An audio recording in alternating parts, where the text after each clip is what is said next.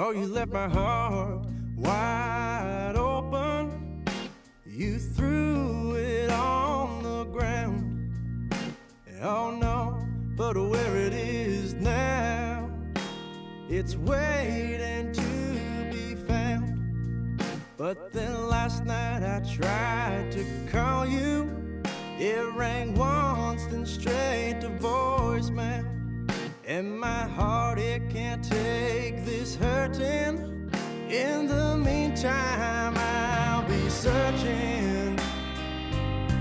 I'm gonna keep on searching. I'll be waiting. Maybe I'll hear you say yeah.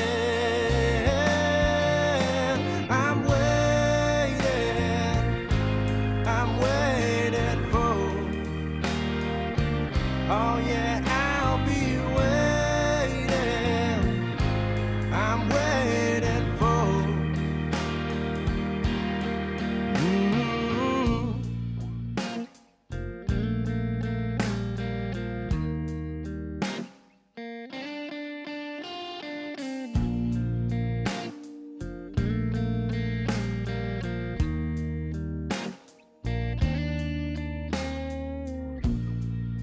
I've always been so optimistic.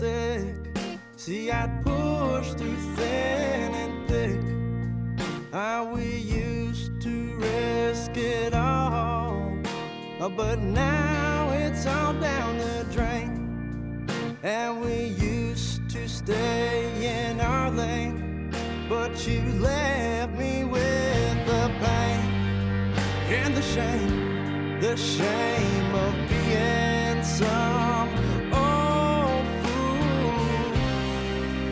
Oh, now what was the rule? Girl, you've got me feeling like I am a fool. Yeah, I'm waiting for. Oh yeah, I'll be waiting. I'm waiting for.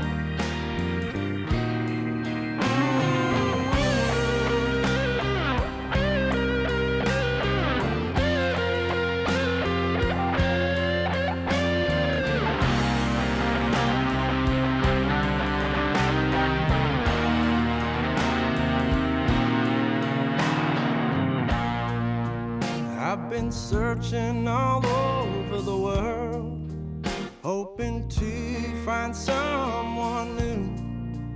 And then each place I seem to go, it leads me right back to you.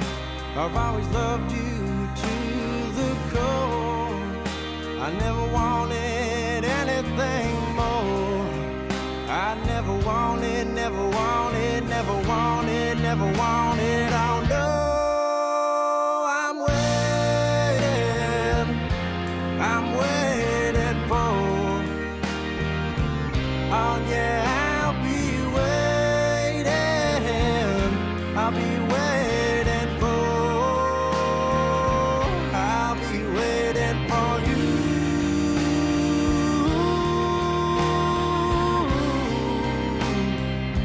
I'll be waiting for you.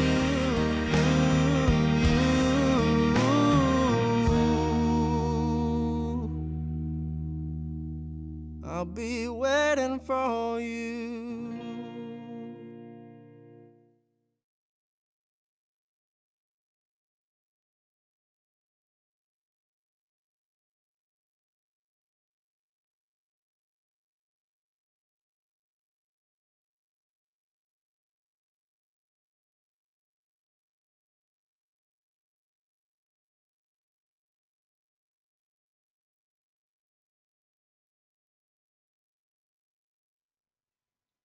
My name is Alan Greyeyes. I'm the festival director for the Sakahiwe Festival, and I'm going to be moderating this panel today for the Indigenous Performing Arts Alliance and the Home Fires live series. Um, This is a virtual community gathering where we discuss music, business, spirit, wellness, culture, and how this currently shapes our personal and professional experience in Indigenous music community. The series is organized by a collective of Indigenous led organizations, festivals, and programs from across Canada. Lead organizations will host weekly sessions that speak to some of the achievements and challenges in leading a music career. The Home Fire Live will include a variety of interactive and presentation style sessions where participants will speak and share knowledge, networks, resources, and advice with each other. So the series actually concludes next week, and so tune in for what's going to be led a discussion going to be led by the Indigenous Resilience and Music team. Also next week, EPA is concluding their workshop series with a discussion focused around the theater community. So just tune into those channels in the upcoming weeks, or I mean, next week, sorry, not upcoming weeks. But we're also broadcasting from a number of places across Canada. I'm just going to center it in Toronto, where the Indigenous Performing Arts Alliance is based, and just acknowledged Dish with One Spoon territory. And I encourage you all to Google the Dish with One Spoon territory and find out more about it, because it's an incredible agreement, incredible lessons and teachings held within it that can really help communities and cities and other levels of government in all times, in all forms and shapes and sizes. Um, so yeah, today we have a great group of people gathered, and I'd like to acknowledge the financial contribution of the Toronto Arts Council, which is making it happen. But yeah, today we're going to be joined by Fawn Wood, who is one of the organizers of the virtual round dance, Rob Thompson from the Talking Stick Festival, and Alana Johnson from the Alienate Festival. And so let's bring them into the discussion.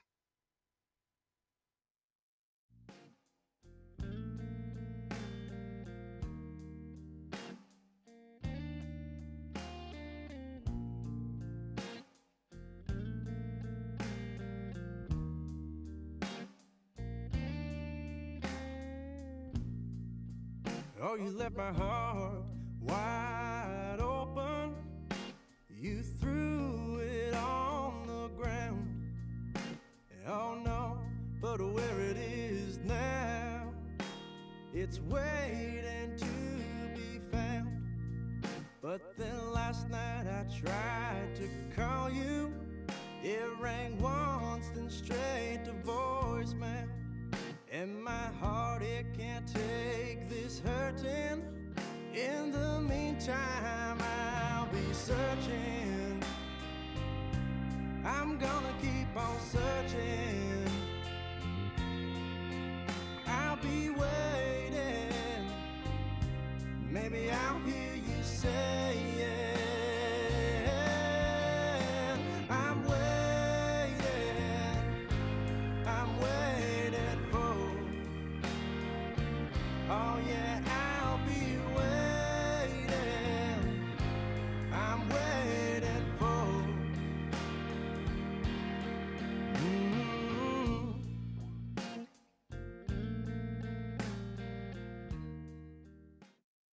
We're going to be discussing the future of music festivals today, and we've got a great panel on board. I'm going to ask Fawn to just introduce yourself, and I'll throw it to the other folks following her.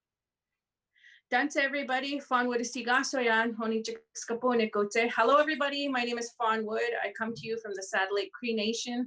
I am also Stalo and Statlium from BC, and I am one of the co-founders of the Virtual Round Dance. It's an honor to be here today, to be amongst some amazing individuals, and hi, thank you guys for having me today. Oh, Alana, do you want to introduce yourself? Sure. Hi, I'm Alana Johnston. I'm here in Iqaluit Nunavut. I'm the acting executive director for the Alienate Arts Festival. Also going to be taking over the position on July 1st. Yeah, that's about it. Great. Rob. Hello, I'm Robert Thompson. I'm a member of the Haida Nation, and I'm an artistic producer for the Talking Stick Festival and Full Circle First Nations performance. I actually moved over today. I had to go to my parents' house so they could help with my young daughter. But I'm on the traditional territories of the Coquitlam First Nations. Most of the work I do is on the unceded territories of the Musqueam, Squamish, and the Tsleil-Waututh, aka Vancouver. Thanks for having me. I'm really excited to be part of this discussion. Great. And again, my name is Alan Greyeyes. I'm the festival director with the Sekihiwe Festival, Treaty 1 territory. We take music to low-income neighborhoods and divested neighborhoods to give less fortunate Indigenous families a chance to participate in the arts. Alana, I'm learning new things all the time. Alana, I understand it's your custom to introduce yourself twice. So did you want to say a couple of words again? Oh, you're just teasing. I'm Alana Johnston. I'm from Nunavut. Just kidding. So yeah, today we're talking about the future of music festivals, and one thing that I actually did learn is that the powwow community has a pretty big online movement.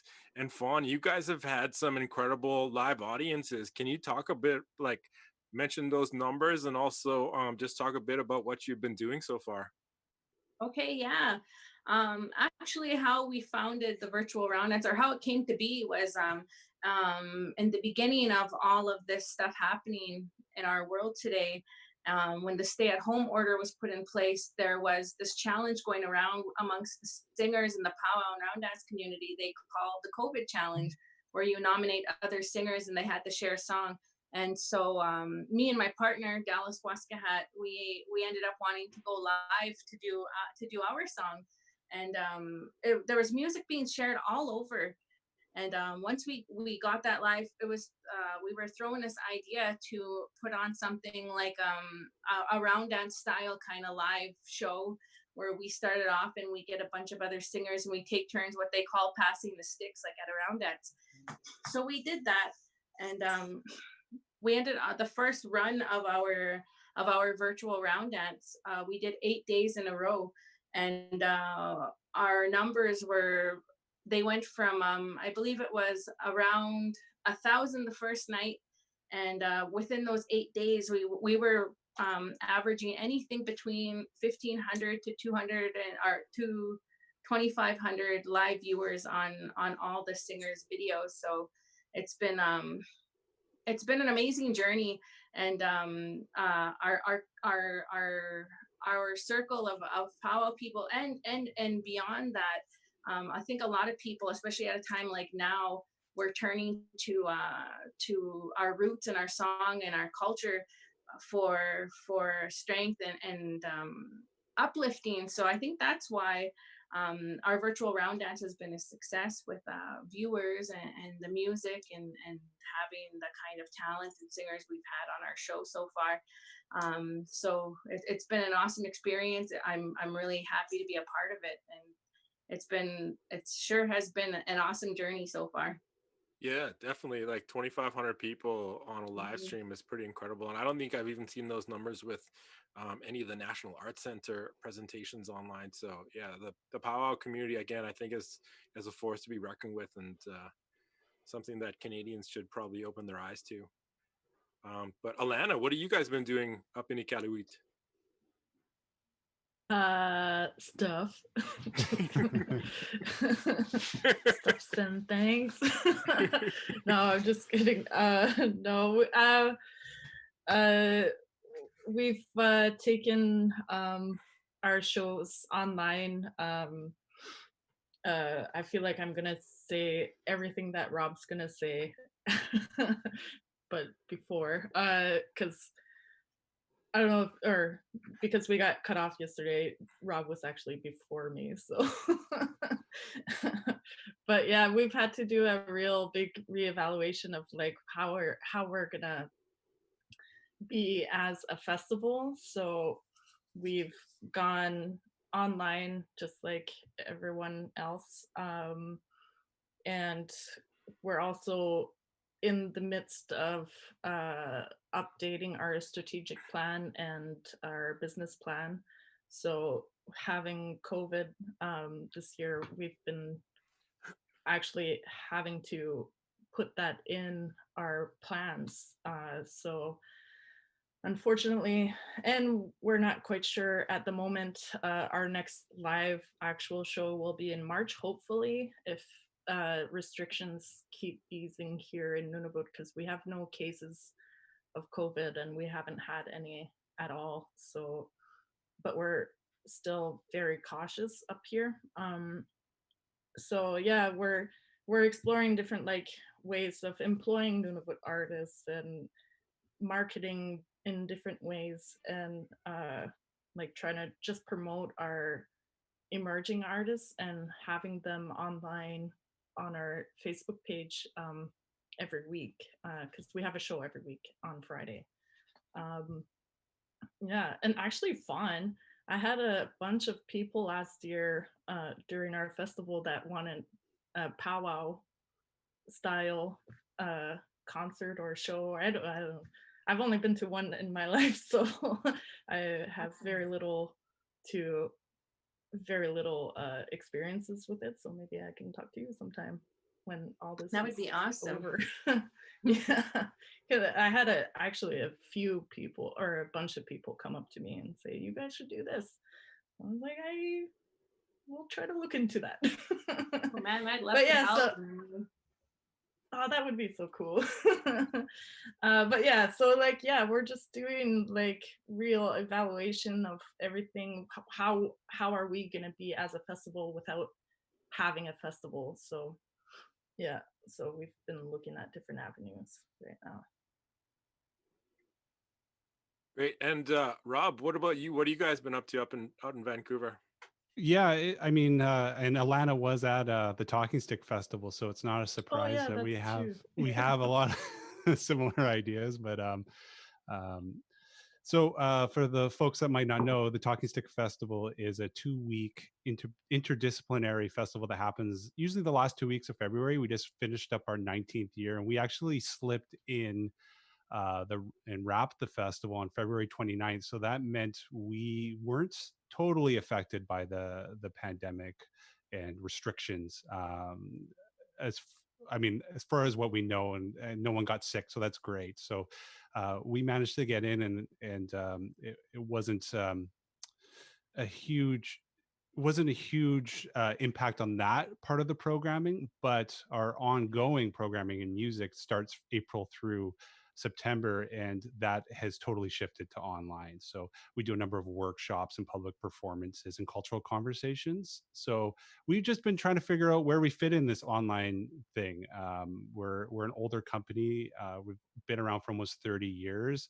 So going digital was like new to a lot of us, but it's been really interesting, and I've really appreciated these home fire conversations because it's giving us a chance for like Fawn and Alanda to talk about possible collaborations. So it's yeah, so it's all we're slowly figuring out. The restrictions in Vancouver are slowly being lifted. We're in phase 3 now, so there is a possibility that we could do some live stuff in July and August. But again, we're being very cautious, and we're hopeful that our little studio space will open up and be a digital hub for the Vancouver Indigenous folks, and hopefully that can happen in July. Nice. Yeah, I think like I'd echo those concerns. Like for our festival here in Winnipeg, we don't want to be the organization or the presenter that brings people together and maybe triggers a new cluster of COVID-19. And also, like, just even though we are small and we can move fast, having to make additional changes at this point in our I guess our year is just going to be so hard.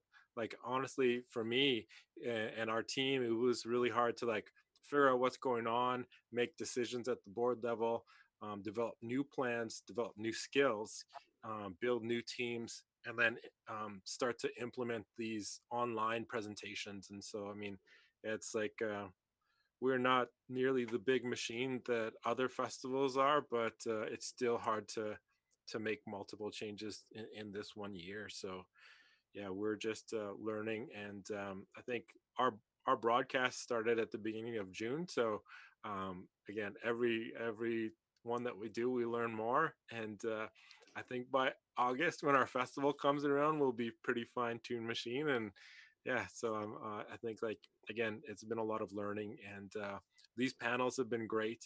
I also think like our role as presenters is also bringing artists together. So introducing new and emerging artists to some of the more senior export ready artists in the community. And so building those networks, because that's a lot of what the in-person experience is for, or is like for these artists, is that they get a chance to meet, the Jeremy Dutchers or Isquay.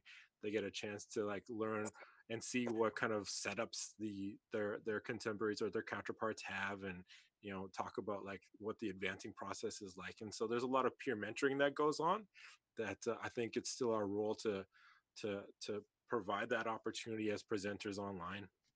So it's great to hear what everyone's doing. I think like for the artists watching, they're probably wondering like, what's going to change for the artists this year and going into 2021. Are you guys going to be sending out offers to a new group of artists that you're going to present in 2021, or are you going to present the same artists again next year? And when are these offers going to come out?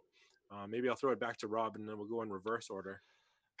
So it's tricky. So on a regular year, right about now is when we would be starting to like blue sky the Talking Stick Festival, get in touch with agents, the local artists, and figure out who we want to book, and start building the budget and seeing what it'll look like, what venues and what type of shows we'll be at.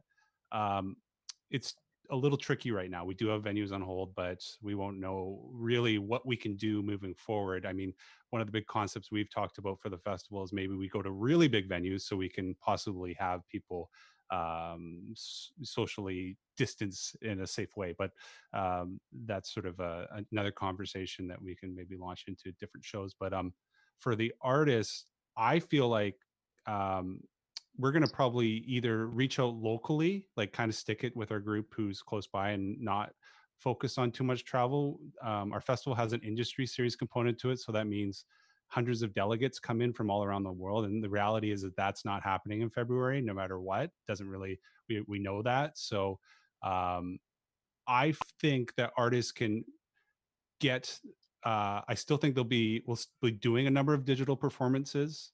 So if artists have the ability to do that, I definitely would like to look at presenting that. And also we'll be really just keeping things, local and travel within our province. So that's kind of where we're at right now. And being really, really sort of cautious and having a few different plans and different roads that we can go down, and also looking at some co-presentation ideas as well. Cool. Alana, what do you guys have? Are things going to change for the artists this year and going into next year? Kind of. That's all. Just kidding. Well, same kind of thing. However, in Iqaluit, we don't really have venues, so we use the schools, so we don't really have the option to move to a bigger venue because there's not really that option. Also, we were thinking of possibly pushing back and doing a festival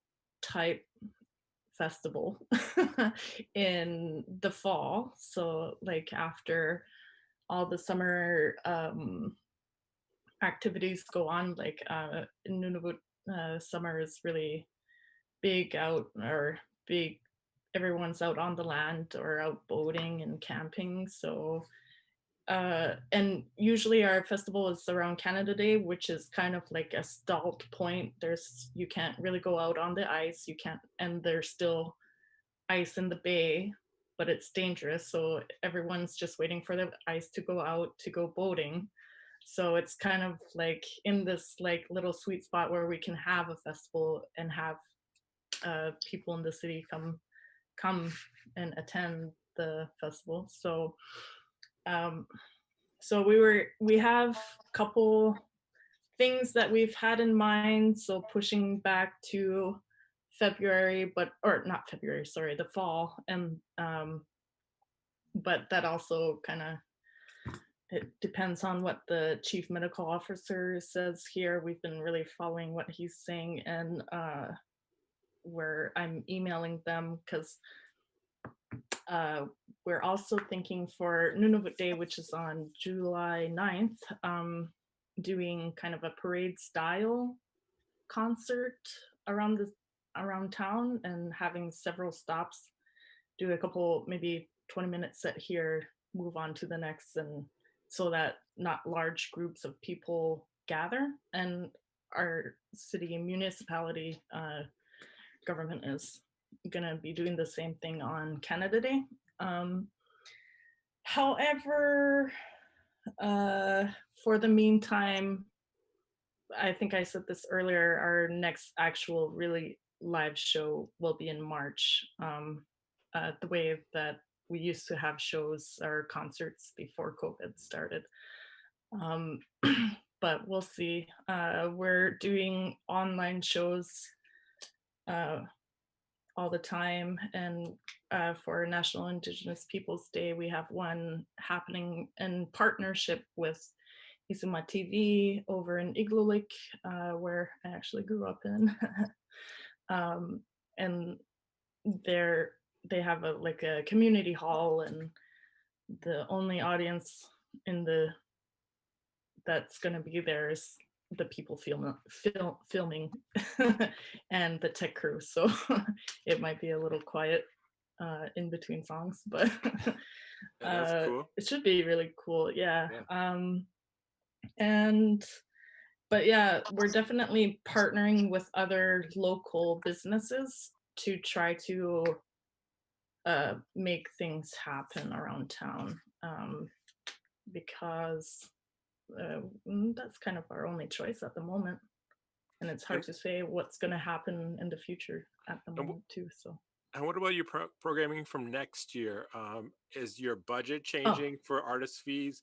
Are you going to be sending out offers later in the year? Like, how's that working for you guys? Well, usually we send out our offers in March. So COVID happened in March, so we didn't even send them out. So we have a list of people that had applied last year for the festival, and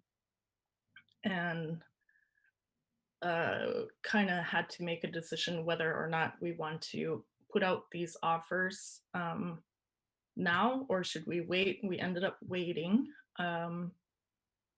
So it's kind of hard to tell at the moment, because we kind of want to, because the artists that we had chosen, and we have a selection committee, we really like them, and I guess we just got to see if they're available still. But there's also travel restrictions too, so we might end up just having a whole new list. So it's kind of hard to tell at the moment, because it's usually in March where we put out our offers, and our application process opens up in November. So I don't know. Cool. No, that's good to know. And Fawn, you guys are doing a lot of stuff. Are you going to continue this into the fall and into the winter? And I also wanted to ask about like what you're seeing as a performer at the competition power level, like what's happening there. I really do think that this is something that we'll end up continuing doing, because we started it in mid-March, and at that time, that's when a lot of our round dance gatherings and are wrapping up, and now it's well into powwow season. And for us, a lot of the more traditional music that we share, a lot of these artists, their livelihood really comes from these gatherings and being able to share their music, whether as groups or individuals. And now with everything kind of going digital, involving the powwow world and the round dance world and that part of the culture, you see it's really being accepted with grace right now. Like you have a lot of celebrations now going virtually. They have the Manitowoc Festival, it's going to be all virtual. The summer solstice powwow in Ottawa, that's all virtual too. They're doing theirs this weekend, and they're still being able to kind of give back to the powwow community by hosting online contests. And one thing that us as the virtual round dance really wanted to do is we wanted to create that digital like platform, not just to connect people with music at a time like now, but we wanted to help these different indigenous artists and musicians and performers to share what they do, because a lot of them have music for available for purchase. And yeah, that's something that we've really noticed, especially in this community now, is why I think we've had a lot of success with the show that we do.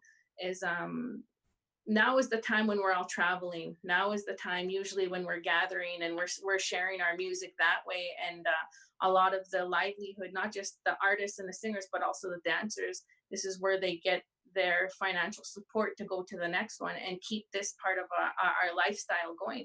So now you see, especially on Facebook, um, when it comes to showcasing and sharing music and dance and culture, you have pages like the Social Distance Powwow, the Virtual Round Dance, the Quarantine Dance Specials, and these have really blown up in our communities, because we're so used of this time of year being that designated time that we get to travel and meet and dance amongst each other. So um, yeah, I really believe that we're going to be doing this as long as people want to see it. And so far, we've had really good feedback, and um, I think it's something that's going to be going for a while until we're able to do that. Even with that being said, the way we gather and the way we celebrate in the future, I know that it's going to change dramatically, especially with round dancing too. Because when you go to a round dance, you hold hands and you're all packed into a little space, singing and dancing, and that's going to really change. So I think as long as people need to connect with that music and connect with the culture, even if it's digitally, we'll be doing this. So That's really great to hear. Like I said, the powwow community is something that I think more people need to pay attention to because it's such a big movement, and it's mhm. exciting to hear that you guys have so much stuff going on online as well. And Rob, when do you? I can't remember if you answered this already, but what's your budget look like? Is it going to change this year going into the next festival? And when do you guys usually send offers? Is that going to change as well? So at this point, so I guess one thing I should mention. So we're in an okay position right now, and that's due to one, our festival wrapping up before the pandemic, and two, for being around for so long. We're in good shape. We have good support, and I'm fortunate to have a managing artistic director who's kept us in that place, Margot Kane. Um, our budget's going to look relatively the same. I guess it's the hard part is it's a bit of the guessing game of like, what are we going to program? How many artists are we going to program? Where are they coming from? So, um, my sense is that the offers will look close to the same dollar value, um, but we won't be able to really probably have the artist travel as much. So one thing we are looking for is the folks who have like who could be a digital hub, so people in their community that have a studio that maybe they could get a few artists and do some pre-records, maybe the live streaming thing if that's where we're going to go.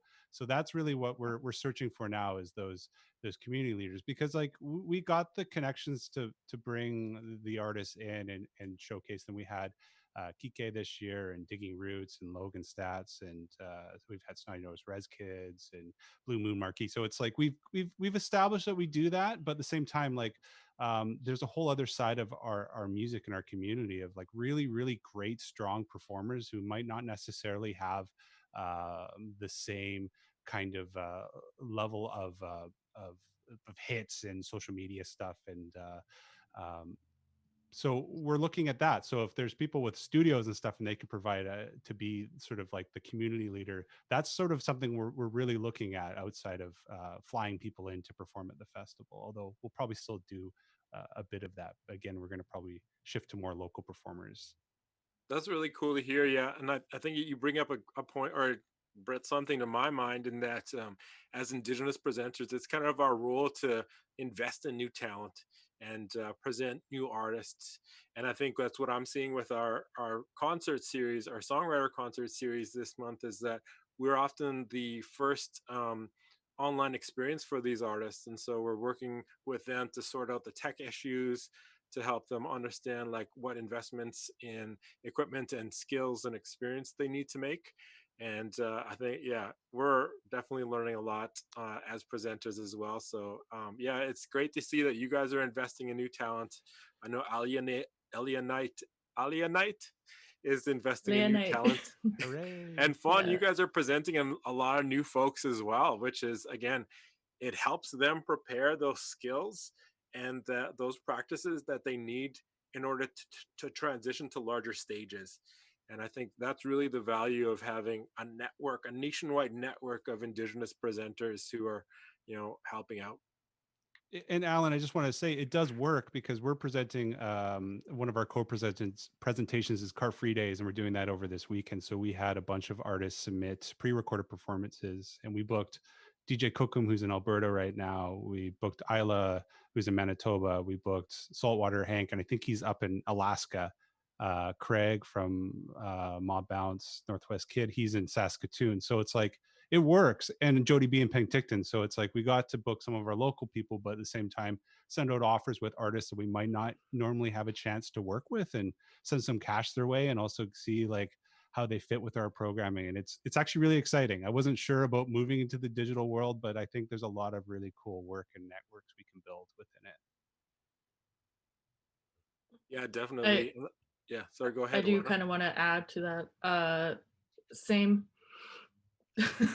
Like we have 3 different budget scenarios, so we're also doing pretty good, and it's mostly because or a lot of it has to do with our Inuit organizations here. Are whenever we have an online show, they give us money for the artists to kind of promote washing hands and staying safe during COVID. So that has been a really great help. But as for the future, how limiting we might have to be, especially with travel, and travel is very expensive up here. Like a typical ticket from Iqaluit to Ottawa is around $2,200 per person. So we kind of have to, it takes up a huge part of our budget. So that huge part has been moved to different areas because we can't fly anyone up here anymore. And Ottawa is our main hub, like where we get everything from. So, but yeah, I just wanted to touch on that because we have similar situation. Yeah, Alana, we have a question on the YouTube stream, and they're asking about like what are some of the challenges with the infrastructure that you have with slow or no internet connection at all? Like, are you guys doing stuff that doesn't require an internet connection? So what we've been trying to do is doing pre-recorded shows, but that has been a challenge in itself. One, just getting so the artists we've asked to perform for us have been sending in videos of them playing one song at a time, because that's the only way to get a pre-recorded show for us. Also, it takes a little bit of it's harder to, it's a smaller file, so we've been trying to do that. Also, we've been as part of our contract agreements with the artists, have been we added an extra $100 just for their internet, so that they can have internet for that. We've had many technical difficulties along the way. and it's mostly internet related. But we've also been able to kind of hire technicians, kind of like what Lindsay's doing, to do most of the hard work for us. So that's also kind of part of our business plan too, like opening up different employment opportunities. But yeah, so basically we've added $100 per artist that's playing. But yeah, we have technical issues too. Yeah, definitely. Does The that answer technical. your question? Yeah, yeah. And Okay. I think like before you had mentioned, I think it was on maybe before we got on the broadcast, but there's examples also of people using the radio to do kind of Oh, festival style yes, I forgot. presentation, which is Yeah, yeah. Can you talk a bit yeah, about that? What's happening there? yeah. So I also mentioned earlier that we've partnered with Isuma TV, which is like kind of a internet-based site online, where you can watch videos without using up your bandwidth.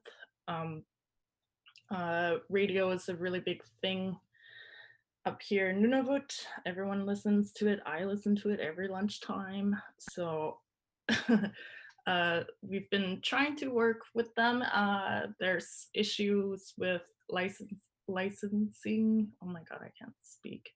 Licensing and rights at the moment. However, with local radios in some of our communities, we're working with other organizations here in Iqaluit to try to push our artists out there. Some other ideas we've had is getting those jump drives, USB sticks, and sending them to all the local radio stations so that they can get a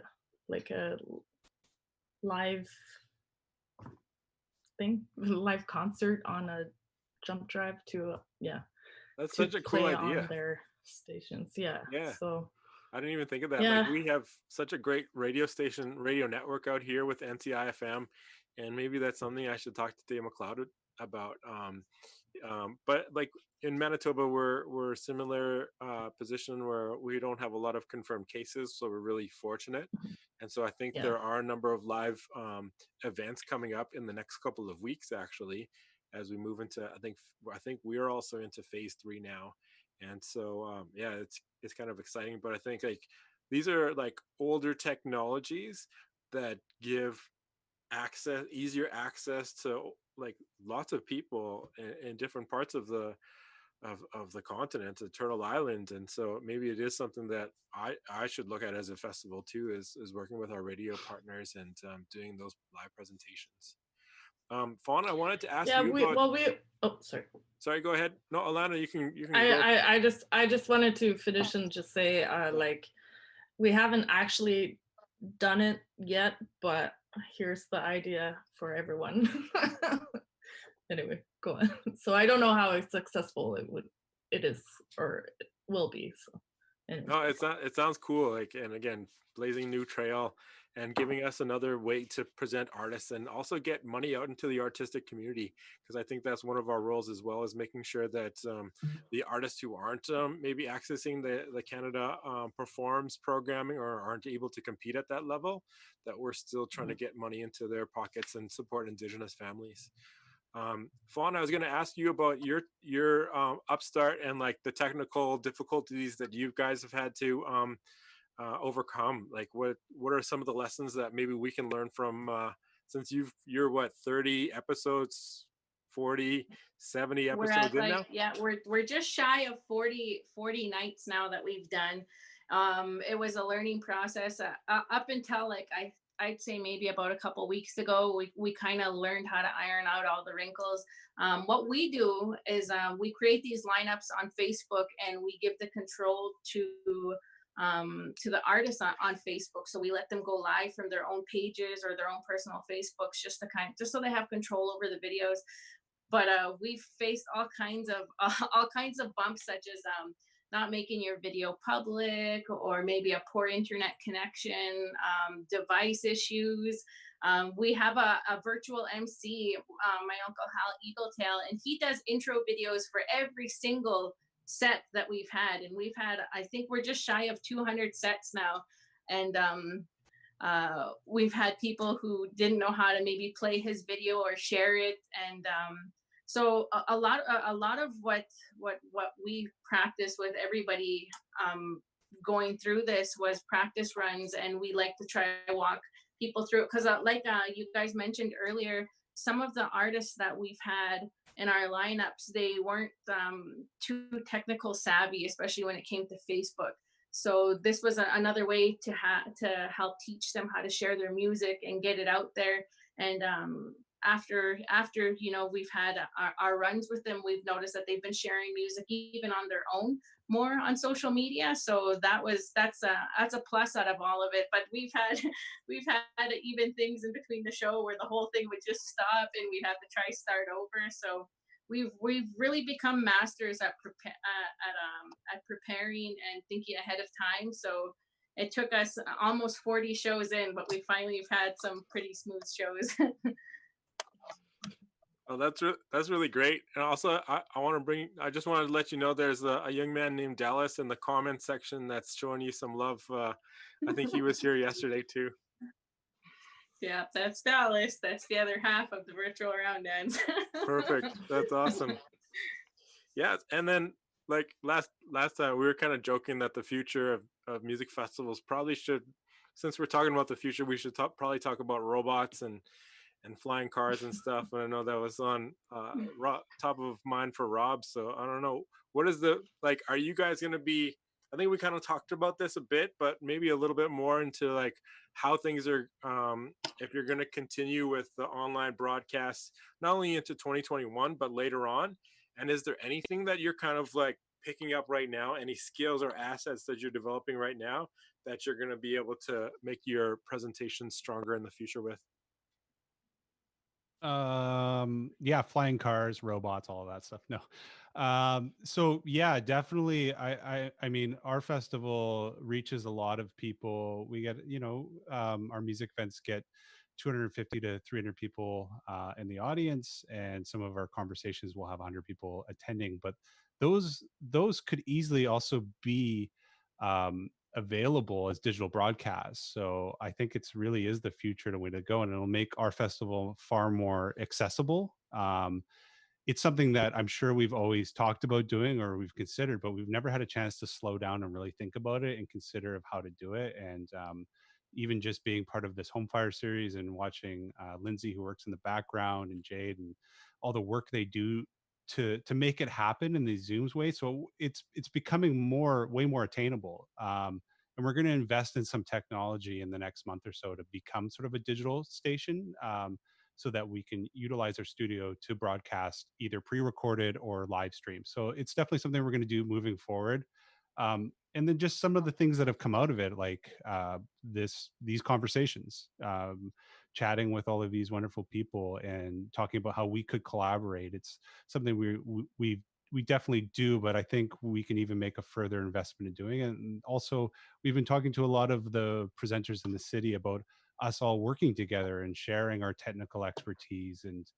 Um, and it's not that we didn't want that to happen before, but it's like just that the time to actually sit back and think about what it could actually look like, really plan it out, because we're all going to have to work together and work really hard to ensure that the art sector is strong and advocate, so that there's going to be funding dollars available sort of past this relief effort, which is great to see that there is money being put back in for the venues and the organizations that are hurting a lot right now. But I do have some concerns about the future, about what's going to be available, and especially my program. Although Full Circle has layers of operations grants, my music program is project funded. So yeah, so that those are sort of things we're all considering right now, and just thinking about the future, and also the possibility of residencies and slow touring options for some of our artists.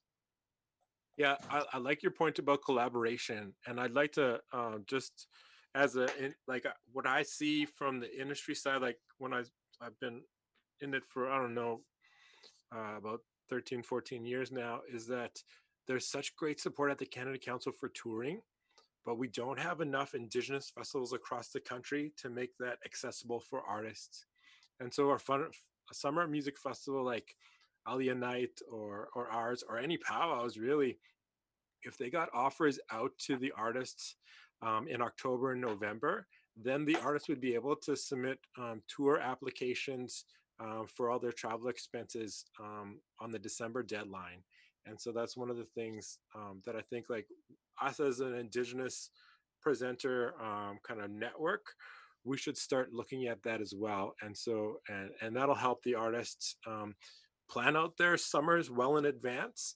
And when they're able to do that, they're able to also look at other markets and start to plan further into the future. And so that's one of the things that I've always like envied about the folk music community, is that they're so well organized. But I think also that these tour programs have been developed with them in mind specifically.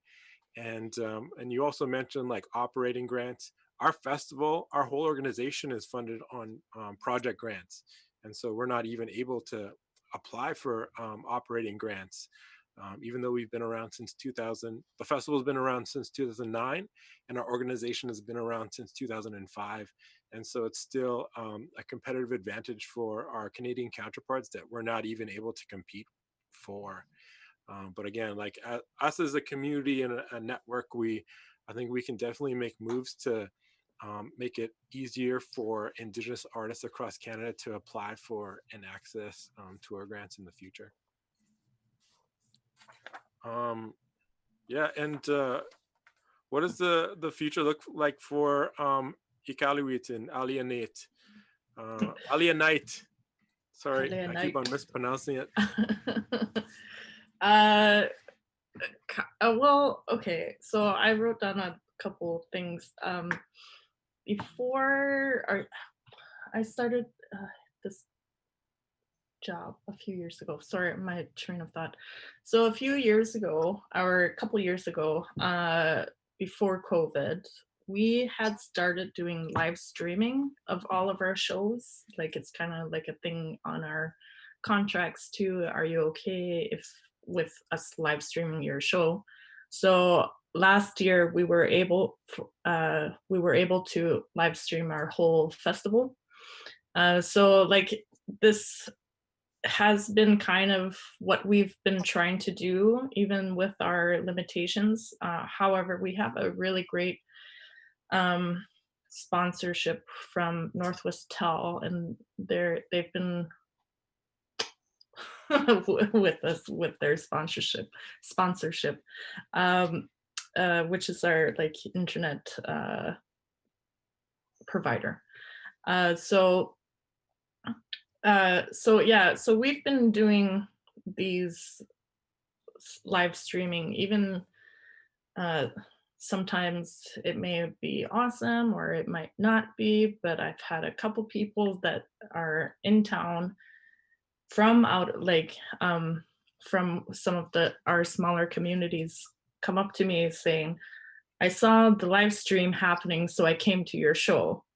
And I was like, this is why we want live streaming, also just to have it open to all of our audiences in Nunavut. I forget what I was gonna say, but I think in the future, like what's gonna change, it's kind of hard to say. We've I'm so sorry. I've totally forgot my train of thought. That's okay. No, I think yeah, you guys are definitely in a unique position when it comes to almost everything out there. So like even getting access to sound technicians is, I understand, can be challenging. So yeah, and Fawn, like I think you exist outside of this publicly funded presentation world, right? So you're doing this all independently. I understand. And yeah, what is are you guys making personal investments? Are you considering grants? And yeah. Actually, yeah. Right now it's just independent. It's whatever we put in. But because we've kind of branched out ever since we've started, we've made through one of our friends, Tito Gomez. He's actually been editing every single night and every single lineup into episodes. And we've called it Songs for the Nations, and that helps it reach outside of just Facebook. So ever since we've had these episodes released, it got picked up by Shaw, and we're actually in the middle of it's actually in the works right now to get we've applied for a couple of grants to actually go back and pay these artists as well. We have and invested some of our own funds into this, but because we've branched out and had help of Tito Gomez and his wife Pamela with these episodes, it gives us kind of like a broader view on attaining some grants for the future and this. And I think that's kind of the direction that we're going with the virtual round dance and this. It's also it's also since we've branched out, not just kind of showcasing like traditional music, we've had all different kinds of, we've been at contemporary music, we've had, like I said, comedians and dancers and performing families like that. I think now, um, with the future and the sites that we see, is that we eventually want to have this reach more digital platforms than just having like a live show on the weekends. But that's kind of what the future looks like for us. And when it comes to the grant writing, we're actually in the works of applying for a few right now, so we're crossing our fingers that we get those. And I know it'll help what we're doing a lot more. And yeah. Oh, that's really exciting. Like, I think, yeah, there's just so much support publicly for music in general. And I think, like, Mhm. oftentimes the Powell community is left out of that. Mhm. And I think at the Canadian Heritage level, they don't typically fund contests or competitions. And so I think there's been a lot of us across the country trying to convince Canadian Heritage to make an exception for competition powwows, because it is one of the things that makes Canada and North America so unique and interesting to people around the world. And So yeah, oh, sorry about that. go ahead, go ahead. Even with the sharing of like traditional or cultural type music, stepping kind of outside of the powwow and contest is like I was mentioning earlier. A lot of the powwow singers or the round dance singers or the traditional singers that we've had, the this kind of it kind of like I was mentioning, it was their livelihood throughout the seasons. And I think just by doing what we're doing with them now, it kind of set an avenue for them to find other means of making that livelihood. And yeah, it's because a lot of our traditional power round dance community, they didn't know a lot about the digital stuff or sharing their music or being able to kind of promote themselves outside of our celebrations. So that's kind of something else we want to help them with in the future.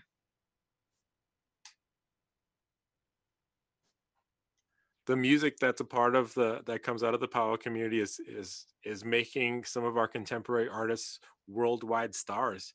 And Mhm. so if the powwow community starts to develop those skills on their own, I think it's definitely something that you can build a career from. Mhm. And yeah, like I said, Tribe Called Red are proving that there's an international appetite for the artwork that you and your contemporaries are putting together. So I'm really excited about that next wave too. But we're close to the end time. We have one question. I'm gonna get to the chat here on YouTube, and Brett Houston, who's actually on our board for the Sagahiwe Festival, he just asks, as much as we all love live shows, moving festivals online not only makes art more widely available, it's also more environmentally friendly. And can artists gain proper compensation digitally? So that's his question. Gain can they be paid well by doing online shows? That's a good question. It's something that I'm considering, and like something that I've been talking to a few other presenters about, because when you're doing your own online show, you're also doing all your own tech and all your own prepping, and there's a lot more to it. So um, I will say, speaking from our point of view, yeah, I think so. I hope so. We still need to really shape, though, what the fees should look like and how we can help also the artists monetize and make up for, you know, the lost sales in CDs and merch and all of that stuff. And, you know, as opposed to always directing people to Spotify or iTunes, where it's not going to pay that much. So yeah, that's sort of my initial thought. Yeah, and for our festival, I think like the challenge is, yeah, we're making it more accessible for people around the world that have easy access to the internet and tablets at home, televisions, smart televisions, and laptops and smartphones. But I always worry like our main one of our main goals with our festival is take music to less fortunate Indigenous families, so they don't have to make that investment of time, or they don't have to have the technology or internet service. And so I worry that, you know, us being online this year, we're not able to reach those same people that need the arts just as much as everyone else does, and maybe even more so. And so that's my main concern, is that with all the online programming. Anybody want to add anything else? I do. I just also wanted to add, I think uh, we haven't been, um, like compared to live shows, we haven't had the same amount of compensation uh, given to our artists. It's been, we've put it down a little bit on, mostly because they're usually alone instead of a whole band. And it's kind of harder to have online. I don't know. I forget. But I like that it is always available though online. Like when I know a bunch of artists have been doing their online shows, and I just save it for later, so that when I'm just walking around my house or doing stuff, I have it in the background and I get to listen to live music by one of my favorite artists that's playing from their home. Um, but we've got we're working on getting funding to get to be able to pay our artists more, or equally as a live show, like live in front of people with a tech crew and Yeah. all that stuff. So we're working on that. But yeah, uh, does SOCAN or like, does that help with like how many views are uh, Yeah, you need a viewed minimum on online yeah, shows? you need a minimum of 100 viewers on the live stream to qualify for the $150 back end through Oh, okay. SOCAN. So yeah, it's yeah, it, and that can be challenging, to be honest. So Hmm. we're pretty much at the end of our time. I just have one more question for Fawn, and that's like, do your earrings actually touch the ground, or is that a No, but I do have some pretty long earrings. I'm a big fan of earrings. I know I get comments on them, especially when we go on live too, because I that's switch it awesome. up. And you weren't the first person to comment on how they look bigger all the time. But And who it made the takes some earrings? tough ears. My friend from Arizona, his name is Eldrick Jackson. He made these, Nice. and yeah, it takes some tough ears to wear some long earrings like this. Oh, that's awesome. Well, I think that concludes our discussion for today. I think what we can also do is drop a couple of resources into the description of the YouTube video, because I know that I recently discovered a YouTube video about the advanced audio settings in Zoom that make the guitars stand out and background, like if you are performing to track. So there's some resources that I think we can add to the description, and and maybe if there are people that have more questions, you can drop it into the comment, and maybe the four of us can circle back and try and tackle some of those. And in the next couple of days. But yeah, I'd like to thank everybody again for their time. I'd like to again thank the Indigenous Performing Arts Alliance, the Home Fire Live series, and the Toronto Arts Council for their financial support of this panel discussion. And yeah, just a reminder also that EPA will be back online next week with a panel discussion about the theater community. And the Home Fire Live series will conclude with its last panel discussion led with the team at the Indigenous Resilience in Music organization. So thank you.